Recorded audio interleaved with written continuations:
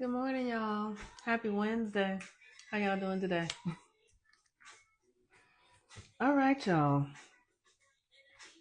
I am the Moon Mama, also known as Monique, and today is Wednesday, and we are in the Moon is in Aquarius, and this is our Master Nodal class. Y'all like my little decoration here? I banged my face yesterday trying to help my cat get her claw stuck out of the screen, and when I bent over, didn't see the rail, and I banged my eye. So I got a nice little decoration. And it's so interesting. I love this work because we are I have a Pisces rising sign, and the new moon is in Pisces, and it governs Pisces rising governs my face, and I banged my face. Like it's always it's all a code. It's all a code. So anyway, enough of that. Today is Wednesday, and Wednesday is the day that Mercury rules. Mercury is currently in Pisces as well. So we have a new moon in Pisces tomorrow. I believe it's coming in at 4:45 or something like that in the afternoon Pacific Standard Time. And the moon today is in Aquarius, where we had the new moon last month. So we're watching the energies begin to build.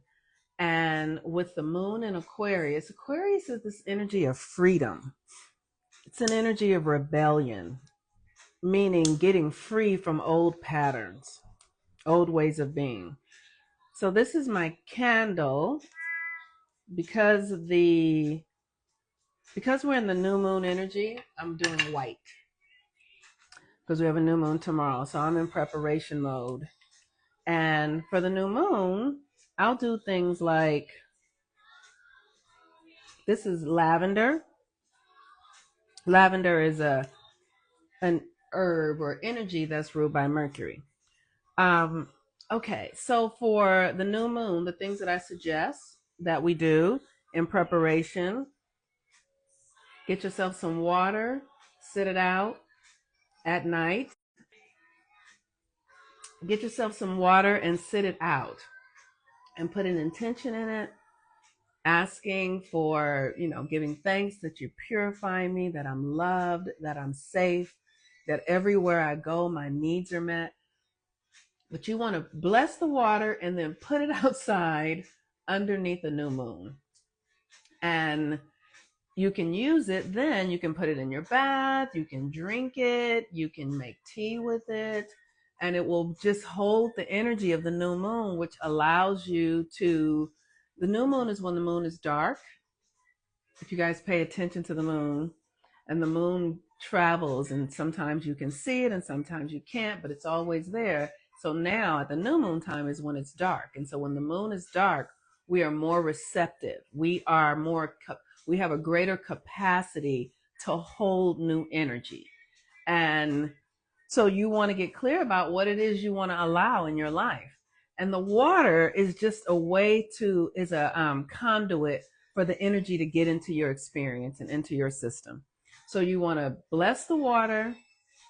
And, if you have children, and you can put enough water outside that you can give them all a cup of water, and really just creating a ritual around the work of understanding that you are one with everything and using the elements as conduits to assist you in becoming more of yourself. So we give thanks for the water.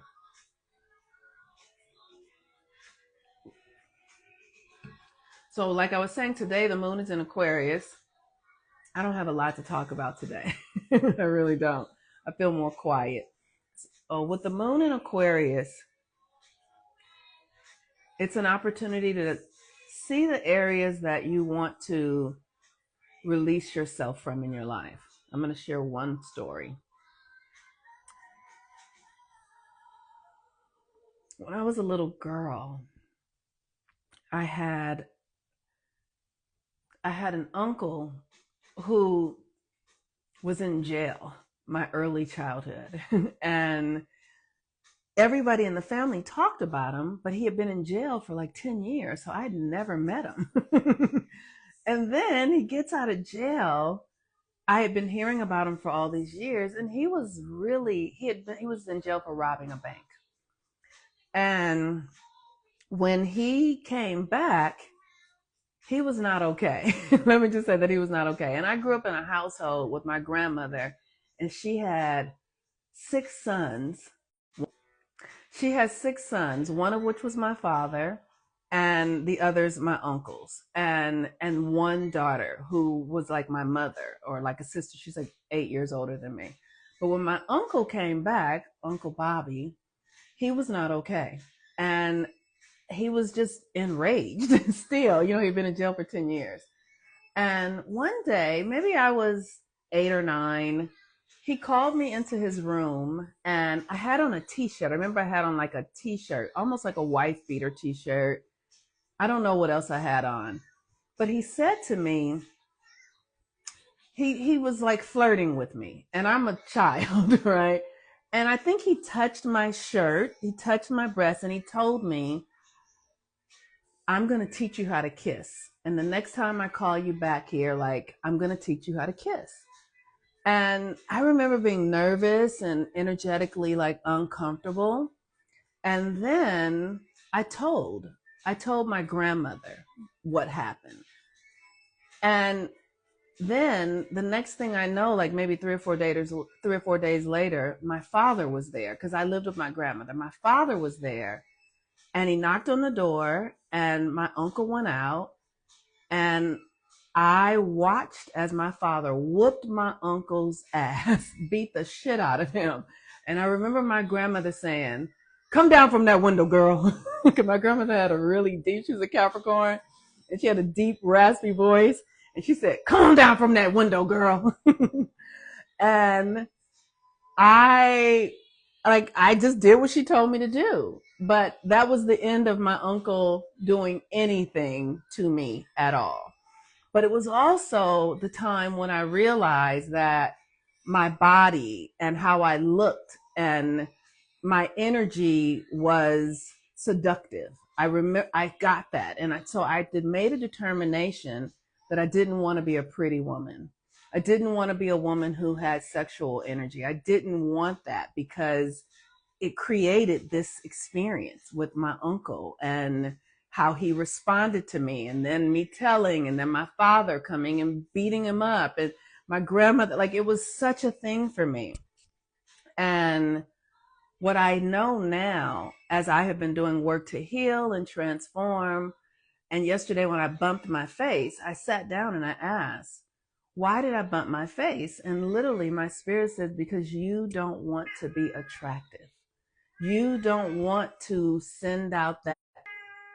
You made a determination when you were young that it wasn't safe for you to look, to be a woman, to be, sensual, to be sexual. And so now I'm healing that because something that happened when I was 8 or 9 years old is still influencing me today as a 50-something-year-old woman.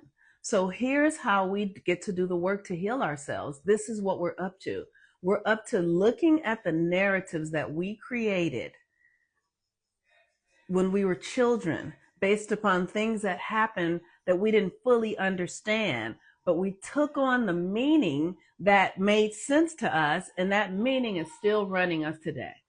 So today is a really great day to look at the places in your life where you are shrinking back, where you are not fully your authentic self, and get curious about why. Like, why is that there? Like, what happened that informed your behavior that would have you be functioning in a different way?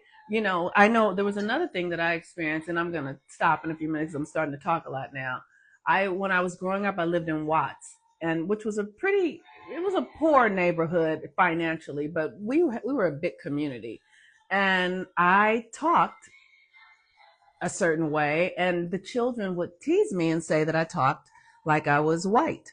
And so that them narrating my experience of myself that way shifted my behavior. Like I wanted to fit in, I wanted to belong. So it wasn't like I couldn't change the way I talked because I had an auntie who was a teacher and my family really believed in education. So I was really ridiculed in my household if I talked incorrectly. My auntie, for years, I would ask her something and she would say, "You're not asking me nothing." Like she would correct me on at, because I would say ax. And she would say, "I don't know what an ax is. I know what an ask is." Like that was going on in my house constantly in my family. So then when I go outside, the children would tease me for talking proper. And it created an internal self-loathing, a feeling like I'm not okay. I can't be myself. Where are the ways in your life? What are the narratives? What are the things that happened growing up that impede upon who you are today? I also remember when I was a teenager, a young boy, maybe, like 12 or 13, something like that, I remember him saying, "Oh, you have big lips." And that did something to me, right? Like it's like all these stories about me from other people changed how I felt about myself and how I moved through the world. And now I am recognizing and remembering, recalling, and doing the work to transform this stuff because it doesn't have any place anymore. It's literally hindering my natural way of being. And we get to come back to ourselves. We get to heal. We get to remember. We don't have to be stuck in these old patterns. And this is the work. This nodal shift is the work of healing. And because the node is going through Virgo, the south node, you get to pull up all that stuff that got suppressed and ignored and denied when you were 3 and 4 and 5 because of something that occurred that doesn't serve you any longer. But because the body and the psyche remember and recall all things, it's still there. It's still informing you. It's a little voice in the back. Mine will show up like wanting me to eat, wanting me to like being at odds with everyone, like being really judgmental and having contempt and jealousy and fear and all of that because of the suppression. All right, you all. If you need support, I am here. You can book your readings, your natal chart readings, your new moon readings. I offer new moon readings if you want to understand how to use the energy of the new moon according to your natal chart. And you can book that at healwithmoonmama.com. Let me see the messages that are here.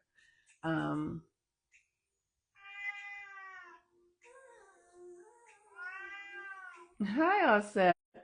Yes, you're saying wow, I purposely make myself unattractive, young energetically. Yeah, we're creating these realities. I am having a lot of masculine energy. My mom said when I was little, my father said he wanted a son, and that's when I changed. That's right. I don't remember that, but it's always interesting. That's right. That's right, because you wanted to please your father. You wanted to please him. So you started adjusting yourself for him. It's amazing. All right, you all. My little prize. Peace and blessings, everyone. Let's say Osset wants to say hello. You want to say hello to the people? You want to say hello to the people? Hello, little girl. No. You're gonna have to be right here. She's not showing her face. That is so interesting. You're not gonna look? Yes, there you go, Mama. Oh, my sweet baby. This is my sweet little kitty cat. Look at her. She's just a sweet little girl.